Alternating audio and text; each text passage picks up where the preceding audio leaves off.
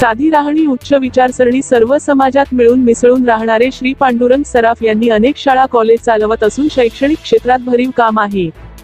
गरजू विद्यार्थ्यांना मदत करणारे डी फार्मसी, बी फार्मसी, एम फार्मसी सह BCA, MBA सह आता आदिवासी मुलांसाठी वसतिगृह मंजूर करून आणणारे पांडुरंग सराफ हे सर्वसामान्य जनतेला दिलासा देणारे काम करत आहे। भारतीय जनता पार्टीचे दमदार नेतृत्व करीत आहेत। शून्यातून विश्व निर्माण करणारे पांडुरंग दगडू सराफ रावेर मतदारसंघात शैक्षणिक सामाजिक क्षेत्रात भरीव कार्य करणारे व्यक्तिमत्व यांची प्रशांत बोरकर यांनी घेतलेली मुलाखत। आज आपण फैजपूर येथील सन्माननीय श्री पांडुरंग दगडू सराफ यांची भेट घेऊन त्यांची दिव्य मराठीतर्फे इंटरनॅशनल अवॉर्ड जो मिळालेला आहे त्या संदर्भात त्यांचं अभिनंदन करण्यासाठी आणि त्या संदर्भामध्ये त्यांचं जे कार्य आहे त्या कार्याची माहिती घेण्यासाठी आपण तरुण तराफदार न्यूजच्या निमित्ताने त्यांची मुलाखत घेत आहोत। नमस्कार। नमस्कार। आपली जी वेगवेगळ्या क्षेत्रामध्ये पुरस्कार म्हणून जी निवड झालेली आहे तर दिव्य मराठीचा तो पुरस्कार आहे, नंतर तुम्हाला पत्रकारितेचा तो विशेष सन्मान मिळालेला आहे, असे बरेच पुरस्कार तुम्हाला मिळाले आहेत। तर ह्या कोणत्या कारणासाठी तुम्हाला पुरस्कार मिळाले? शैक्षणिक क्षेत्रामध्ये माझी जी कामगिरी आहे आणि मी जे विद्यार्थ्यांना आपल्या ग्रामीण भागातील विद्यार्थ्यांना काही जे गोरगरीब असतील त्यांना मोफत शिक्षण देतो आणि बऱ्याचशा विद्यार्थ्यांना फी मिळाली नाही मिळाली तरी सुद्धा मी त्यांना शिक्षण देतो आणि चांगल्या प्रकारे शैक्षणिक संस्था चालवतो।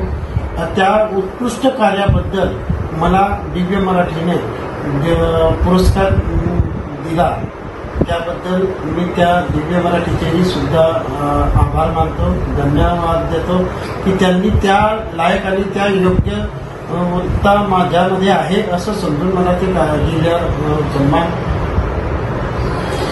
तुमची जे तुम्ही शैक्षणिक कामं करता तर त्या अशा कोणकोणत्या संस्था तुमच्या, समजा यशोदाई दगडू सराफ, तर ह्या मार्फत तुमचे कोणते कॉलेजेस आहेत का, तुम्ही कसं काम करता? काही Yashodabai Dagdu Saraf charitable trust, college of pharmacy, diploma college, degree college आणि PG कॉलेज, M.Pharm कॉलेज, अधिक MBA college, BBA college, BCA college, अशा प्रकारचे कॉलेज आहे आणि चांगल्या प्रकारे आणि उत्तम प्रकारे तिथे शिक्षण सुद्धा मी देत आहे।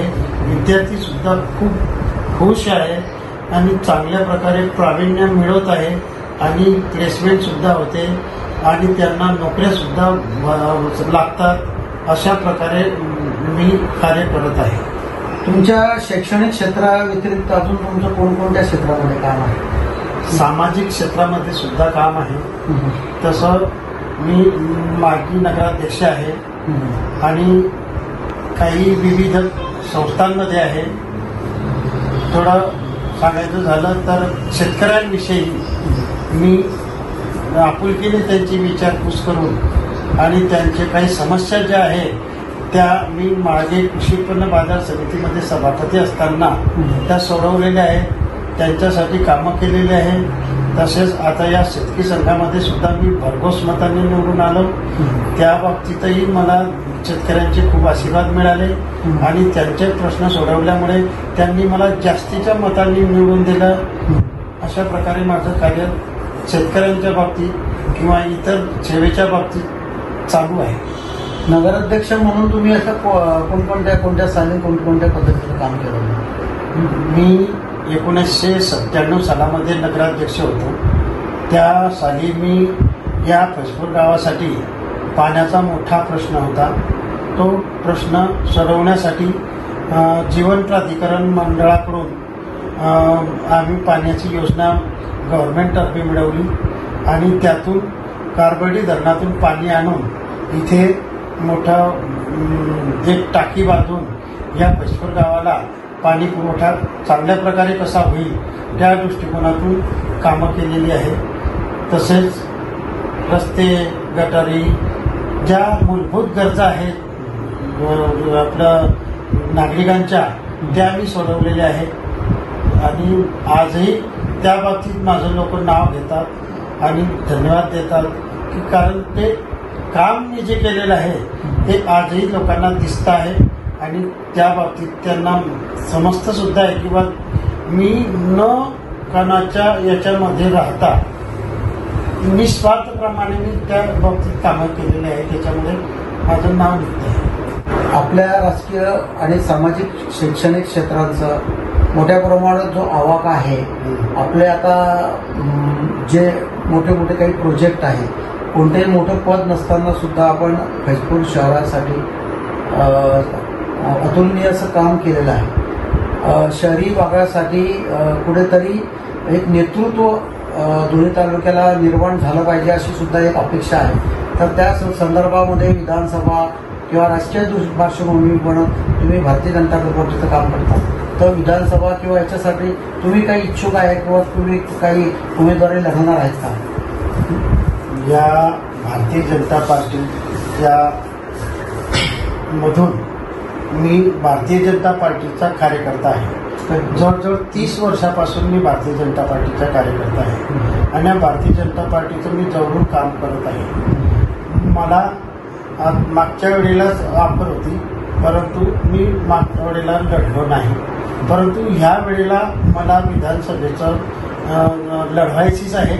कोणत्याही परिस्थितीत मला विधानसभेची हे मिळाली, भारतीय जनता पार्टीने मला संधी दिली तर मी नक्कीच ती जागा निवडून आणण्याचा 100% आणि 101% गॅरंटीनं निवडून आणण्याचा प्रयत्न करीन. आणि तसा मला सर्व स्तरातील, सर्व समाजातील, जातपात न पाहता सर्व लोक माझ्यावरती प्रेम करतात. ते लोक सर्व मला जवळून ओळखतात.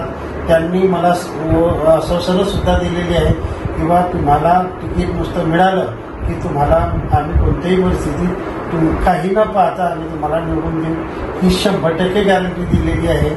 तसंच मी या राजकीय जीवनामध्ये 1990 सालापासून मी या कार्यरत आहे.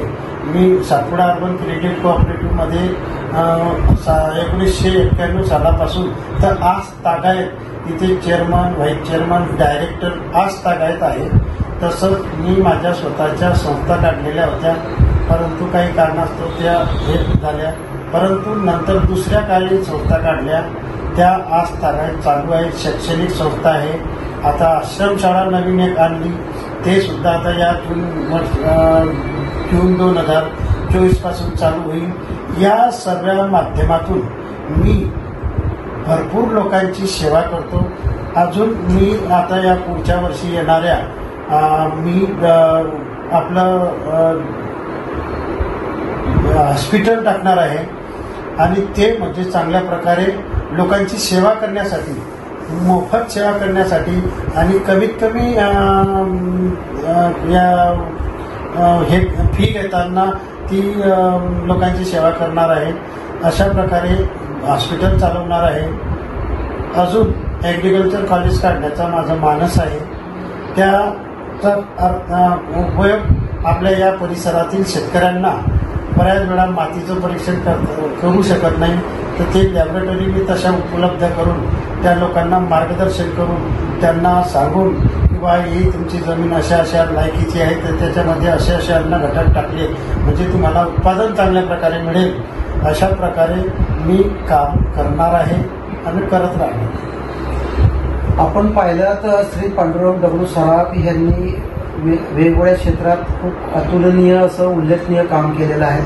स्वतः उच्च शिक्षित असे श्री सराफ साहेब हे जळगाव जिल्ह्यातला जो मोठा समाज आहे या पाटील समाजाचे प्रतिनिधित्व करतात आणि एक सुशिक्षित अशा MA अर्थशास्त्र इकॉनॉमिक्सचे ते पदवीधर आहे, म्हणजे मास्टर डिग्री केलेले आहेत आणि आपल्या एज्युकेशनचा आणि राजकारणामध्ये आज साधे सोज्वळ जे व्यक्ती आहेत, आज खरं तर त्यांना फार मोठे पद याच्या अगोदर मिळायला हवी होती, परंतु ज्या व्यक्ती असतात त्यांना उशिरा काळी होणार संधी मिळतात.